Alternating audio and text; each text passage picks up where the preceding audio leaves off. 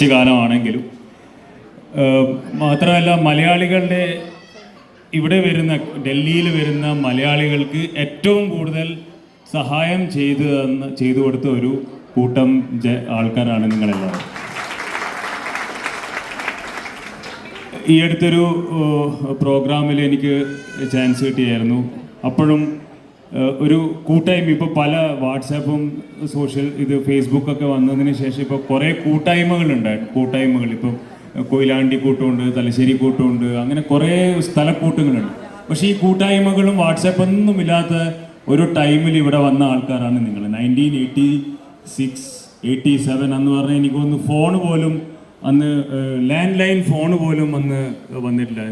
ഞാനൊക്കെ ഒരു 5ാം class 6ാം class പഠിക്കുമ്പോഴാണ് ലാൻഡ് ലൈൻ ഫോൺ തന്നെ വരുന്നത്. മൊബൈൽ ഫോൺ 2000 എപ്പോഴാണ് വരുന്നത്? 2003 വരുന്നത്. അപ്പോൾ ആ സമയത്ത് ഇവിടെ വന്ന്, അതായത് ടോട്ടലി ഡിഫറെൻ്റ് ആയില്ലേ. നിങ്ങളുടെ റിക്രൂട്ട്മെൻറ്റ് കഥകളൊക്കെ ഞാൻ പലരും കേട്ടിട്ടുണ്ട്. ഇങ്ങനെ അവിടെ പോലീസിൻ്റെ റിക്രൂട്ട്മെൻറ്റ് വരും, നമുക്കൊന്ന് ഓടിയിട്ട് വരാമെന്ന് പോയി ഓടി വന്ന് ഇവിടം വരെ ഓടിയെത്തിയ ആൾക്കാരാണ് നിങ്ങളിൽ പലരും. പക്ഷേ ഇവിടെ വന്ന് നമ്മുടെ ഈ കേരളത്തിൻ്റെ അല്ലെങ്കിൽ മലയാളികളുടെ ആ പേര് ഉയർത്തുന്നതിൽ നിങ്ങൾ ചെയ്ത ഒരു പങ്ക് എന്ന് പറഞ്ഞാൽ സ്തുത്യർഹമാണ്. There is no unmatch. ഞാൻ എൻ്റെ പേഴ്സണൽ എക്സ്പീരിയൻസ് പറയാം. ഞാൻ 2012 ബാച്ച് IPS ആണ്. ഞാൻ 2013 ട്രെയിനിങ് ഇവിടെ 2 ആഴ്ചത്തെ ട്രെയിനിങ് ഇവിടെ ഉണ്ടായിരുന്നു. 2 ആഴ്ചത്തെ ട്രെയിനിങ്ങിന് ഇവിടെ വന്നപ്പോൾ ഞാൻ ആദ്യം അറ്റാച്ച്ഡ് ആയത് സൗത്ത് ഡിസ്ട്രിക്റ്റിലായിരുന്നു. Sarojini Nagar police station, Safdarjung enclave police station. Sarojini Nagar police സ്റ്റേഷനിൽ റിട്ടയർ ആയിപ്പോയ ലാലേട്ടൻ ആയിരുന്നു റീഡർ. സഫ്ദർജംഗ് എൻക്ലേവിൽ അജിത്തേട്ടനായിരുന്നു റീഡർ. DCP ഓഫീസിൽ പോയപ്പം അവിടെ ഓസ്കാസിൽ റീഡർ ഒരു രാജേട്ടനായിരുന്നു. DCP ആയിരുന്ന ജയസ്വാൾ സാറിൻ്റെ ഓപ്പറേറ്റർ എനിക്ക് പേര് ഓർമ്മ കിട്ടുന്നില്ല, പവിത്രൻ എന്ന് മറ്റായിരുന്നു. അത് കഴിഞ്ഞ് 2014 ഞാൻ ഇത് അണ്ടർ ട്രെയിനിങ് ACP ആയിട്ട് വന്നു. ACP ആയിട്ട് വന്ന സമയത്ത് സരിത വിഹാർ ACP ആയിട്ട് വന്നപ്പോൾ ബദർപൂരിൽ ഗംഗാധരാട്ടനായിരുന്നു റീഡർ. പിന്നെ സുരേഷ് ആട്ടൻ അവിടെ വെച്ച് എനിക്ക് ജയ്പൂർ പരിചയം. അത് കഴിഞ്ഞ് അവിടുന്ന് സരിത വിഹാറിന്ന് ന്യൂ ഫ്രണ്ട്സ് കോളനി, ജാമ്യ, ഈ പോലീസ് സ്റ്റേഷനിലൊക്കെ പോയി എല്ലാ പോലീസ് സ്റ്റേഷനിലെയും എഴുത്തും വായനയും അറിയുന്ന ജോലി മുഴുവൻ മലയാളികളാണ്.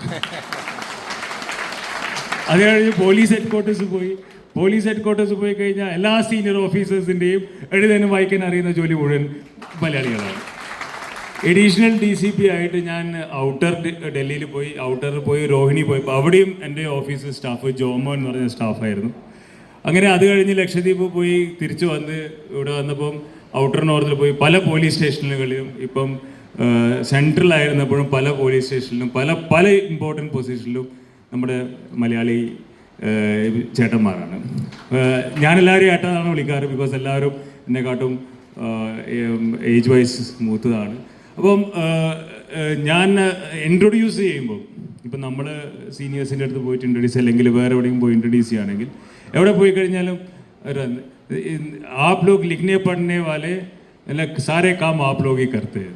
അപ്പം ഒരു ഡൽഹി പോലീസിൻ്റെ ഒരു 20-25 ഇയേഴ്സ് ഓഫ് ഡൽഹി പോലീസിൻ്റെ ആ ഒരു വളർച്ചയിൽ ഏറ്റവും പ്രധാനപ്പെട്ട പങ്കുവഹിച്ച ഒരു കൂട്ടം സ്റ്റാഫാണ് നിങ്ങൾക്ക് സ്വയം അതിൽ അഭിമാനിക്കാം. ഒരു മലയാളി എന്ന രീതിയിലും എനിക്കതിൽ വളരെയധികം അഭിമാനമുണ്ട്. നിങ്ങളുടെ കൂടെ ഉണ്ടാകാൻ ഒരു മലയാളി എന്ന രീതിയിൽ എനിക്ക് വളരെയധികം അഭിമാനമുണ്ട്. 2, as A senior police officer IPS officer എന്ന രീതിയിൽ നമ്മൾ കാണുന്നതാണ് എത്രമാത്രം സ്ട്രെസ്ഫുൾ ആയിട്ടുള്ളൊരു ജോബാണ് ഇവിടെ ഡൽഹിയിൽ വർക്ക് ചെയ്യുന്നത്. പോലീസ് സ്റ്റേഷനിൽ വർക്ക് എന്ന് പറഞ്ഞു കഴിഞ്ഞാൽ ഭയങ്കര ഹെവിയാണ്. ഇപ്പം ബാക്കി യൂണിറ്റ്സിലും ഉണ്ട് ജോലി. എന്നാലും പലരും ഒരു 11 മണി 12-11 മണിക്കൊക്കെ വന്നു കഴിഞ്ഞാൽ പിന്നെ രാത്രി 10 മണി 11 മണിക്കൊക്കെയാണ് തിരിച്ച് വീട്ടിലോട്ട് എത്തുന്നത് തന്നെ. അപ്പം അതും ഈ റീഡർ എന്ന് പറയുന്നത് നമ്മുടെ കേരളത്തിലാണെങ്കിൽ അതിന് റൈറ്റർ എന്നെന്തോ ആണ് പറയുക പോലീസ് സ്റ്റേഷനിൽ. ഇവിടെ ഇപ്പോൾ റീഡർ എന്നാണ് പറയുക. റീഡർ എന്ന് പറയുന്നതാണ് അദ്ദേഹമാണ് മുഴുവൻ വായിക്കുന്നത്. മുഴുവൻ വായിച്ച് അതിലെ മനസ്സിലാക്കി ആരാണ് ഈ ജോലി ചെയ്യേണ്ടത്, ഈ പോലീസ് സ്റ്റേഷനിൽ ആരാണ് ജോലി ചെയ്യേണ്ടത് എന്ന് ആ കത്തിൻ്റെ മുകളിൽ അല്ലെങ്കിൽ ആ ലെറ്ററിൻ്റെ മുകളിൽ എഴുതുന്നത് പോലും പുള്ളിയാണ്.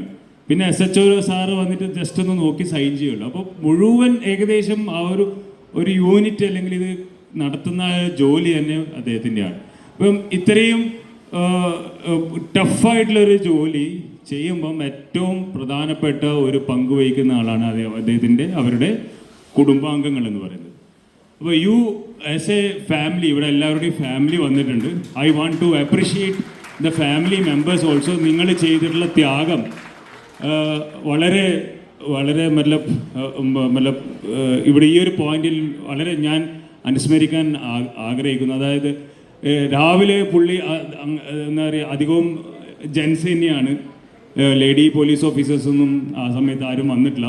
അപ്പം പലരും എന്ന് പറഞ്ഞാൽ രാവിലെ 11 മണിക്ക് പോയി രാത്രി വരുന്നു. അപ്പം അന്ന് കല്യാണം കഴിച്ച് വന്ന പലരും, എനിക്ക് തോന്നുന്നു കുറേ പേരെടുത്ത് ഞാൻ സംസാരിച്ചിട്ട് പലരും ഹിന്ദിയൊന്നും അറിയാണ്ട് ഇവിടെ വന്നവരാണ്. ഹിന്ദിയൊന്നും അറിയാണ്ട് ഇവിടെ വന്നു, എന്നിട്ട് ഇവിടെ വന്ന് ഹിന്ദി പഠിച്ചു, ഇവിടുത്തെ കൾച്ചറുമായിട്ട് യോജിച്ചു, ഇവിടെ സ്വന്തമായൊരു കൂട്ടായ്മ ഉണ്ടായി, ഇവിടെ ഒരു ഗ്രൂപ്പ് ഉണ്ടായി, ഇവിടെ വന്ന് ഇവിടുത്തെ ഭാഗമായി. അപ്പം അതിനൊപ്പം തന്നെ കുറേ അധികം കോംപ്രമൈസ് ചെയ്യേണ്ടി വന്നു. നമ്മുടെ നാട്ടിൽ നിന്നും ദൂരെ വെക്കേണ്ടി വന്നു, കുറേ ലോൺലിനെസ് അനുഭവിക്കുന്നു, താമസ സൗകര്യങ്ങൾ വളരെ മോശമായിരുന്നു. അപ്പോൾ നിങ്ങളെല്ലാവർക്കും ആ ഒരു ഡിഫിക്കൽട്ടായിട്ടുള്ള ഒരു ലൈഫിലൂടെ പോകേണ്ടി വന്നിട്ടുണ്ട്. എല്ലാം കഴിഞ്ഞ് ഇവിടെ ഇന്നിങ്ങനെ കാണുമ്പോൾ എല്ലാവരും നല്ല ചിരിച്ച് സന്തോഷമൊക്കെ കാണുമ്പോൾ എനിക്ക് ഭയങ്കര സന്തോഷമുണ്ട്. നിങ്ങൾ ചെയ്ത ആ ഒരു ത്യാഗത്തിൻ്റെ ഫലമായിരിക്കണം.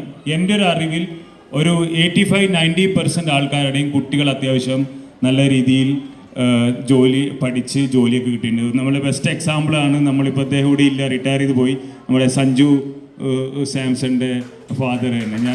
എനിക്കൊന്ന് നിങ്ങളുടെ ഏതെങ്കിലും 86 അല്ല 87 ബാച്ചിലെയോ മറ്റോ ഒരു ഓഫീസറാണ്. അപ്പോൾ ഞാൻ പണ്ട് അദ്ദേഹം ഉണ്ടായിരുന്ന സമയത്ത് 1-2 പ്രാവശ്യം നമ്മൾ സംസാരിക്കാനൊക്കെ ഇടയുണ്ട്. അപ്പം അങ്ങനെ ഇപ്പം ഇന്നിപ്പോൾ ഇവിടെ വന്ന പലരോട് സംസാരിച്ചപ്പോൾ ഏകദേശം എല്ലാവരുടെയും ജോലിയായി, എല്ലാവരും പഠിച്ച് വളരെ നല്ല നിലയിൽ എത്തിയിട്ടുണ്ട് കുട്ടികളൊക്കെ. അപ്പോൾ അത് നിങ്ങൾ അന്ന് ചെയ്ത ആ സാക്രിഫൈസ്, അന്ന് ചെയ്ത ആ ഡിസിഷൻ, അതായത് ഇവിടം വരെ വന്ന് നമ്മൾ വർക്ക് ചെയ്യുന്നു. അപ്പോൾ എല്ലാം കൊണ്ടും ഒരു ഇതാണ്. അതിനൊപ്പം തന്നെ എനിക്ക് പറയാനുള്ളത്, നിങ്ങൾ ഫ്യൂച്ചറിൽ പോവുകയാണ്, എനിക്ക് കുറച്ച് ഡിഫിക്കൽട്ടാണ്. പെട്ടെന്ന് റിട്ടയർമെൻറ്റ് സൈക്കോളജിക്കൽ സ്റ്റഡീസിന് പ്രകാരം ഏറ്റവും പ്രധാനപ്പെട്ട ഒരു പോയിൻ്റാണ് ലൈഫിലെ ജംഗ്ഷനാണ് റിട്ടയർമെൻറ്റ് എന്ന് പറയുന്നത്. നമ്മൾ പെട്ടെന്ന് ബിസി ആയിരിക്കുന്ന ഒരു സ്ഥലത്ത് നിന്ന് പെട്ടെന്ന് റിട്ടയർ ആയി പോവുകയാണ്. അപ്പോൾ you have to take it very positively. ഫാമിലീൻ്റെ കൂടെ കൂടുതൽ സമയം സ്പെൻഡ് ചെയ്യുക.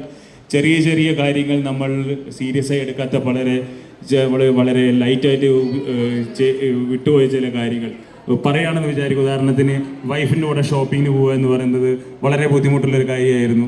അപ്പോൾ അതിലൊക്കെ സമയം കണ്ടെത്തുക, എല്ലാവരും കൂടെ സമയം സ്പെൻഡ് ചെയ്യുക. ഓക്കെ, അപ്പം ആരോഗ്യം എപ്പോഴും ശ്രദ്ധിക്കുക. ആരോഗ്യപരമായിട്ട് പ്രശ്നങ്ങളുണ്ടായത് എനിക്ക് പേഴ്സണലി എൻ്റെ അനുഭവം ഉള്ളതുകൊണ്ട് ഞാൻ പറയുന്നത്, ആരോഗ്യം ഇല്ലാണ്ട് ജീവിതത്തിലൊന്നും മുന്നോട്ട് പോകാൻ പറ്റില്ല. അപ്പോൾ ആരോഗ്യം എപ്പോഴും ശ്രദ്ധിക്കുക, എപ്പം കൂടുതൽ സമയം സ്പെൻഡ് ചെയ്യുക. പിന്നെ തമാശ രീതിയിൽ പറയുകയാണ്, കിട്ടിയ PF-ഉം ഇതും മക്കളുടെ പേരിൽ ഇപ്പോഴേ എഴുതി കൊടുക്കരുത്. Thank you. അടുത്ത നമ്മൾ